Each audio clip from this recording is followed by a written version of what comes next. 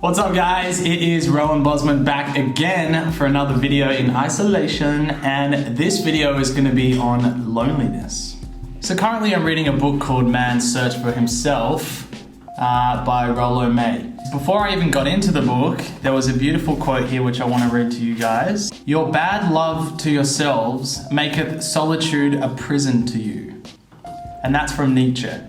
If you think about what that quote actually means, is so many people are caught up in the day-to-day busyness of their life, running around, trying to do so many things, meet someone here, schedule things into their diary, so essentially they can escape themselves. Sometimes we don't treat ourselves properly. We eat bad, we know we should exercise, we know we need to meditate or spend more time alone, we know we need to be outside more with nature, and we don't do these things.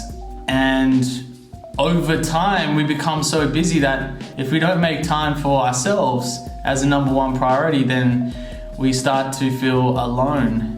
Are we really alone? No, because breathing is a practice of connecting with the universe. I breathe in, I breathe out. My organs are functioning as they would function without me even being conscious of it. So there's an exchange between me and the world always going on. So you never need to feel alone. If you feel alone when you're by yourself, then you might be giving yourself some bad love. And isolation's really made us come back into ourselves and think about how we are treating ourselves and what's the self-talk we're saying and why are we putting so many pressures and burdens on ourselves that maybe is from other people that we don't need to be putting onto ourselves. So Viktor E. Frankl, neurologist, psychiatrist, and Holocaust survivor, says that when a person can't find a deep sense of meaning, they distract themselves with pleasure. The crisis in our society is not access to pleasure, but the lack of meaning is what we're facing.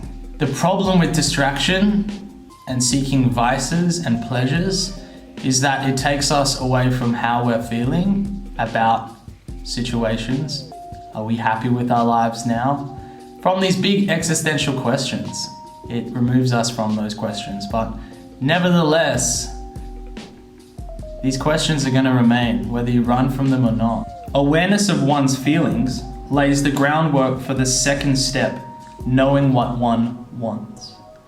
If we distract ourselves from our feelings, we don't know what we want. We are out of touch, out of tune, not listening to our intuition. In tune, I am a wishing. Personally, my vices are Tim Tams. Oh, I love Tim Tams. I eat a packet of Tim Tams sometimes every night, which is really bad. It's terrible, the sugar, and I don't feel great after eating that much chocolate. But I am a very impulsive person. I love that sweet sugar hit, and recently I have been detoxing from my Tim Tam binge. I would love to know what vices you guys give up, and I'd love to know how spending time alone is really going to help you guys feel less lonely. Rowan Bosman signing out. See you next time.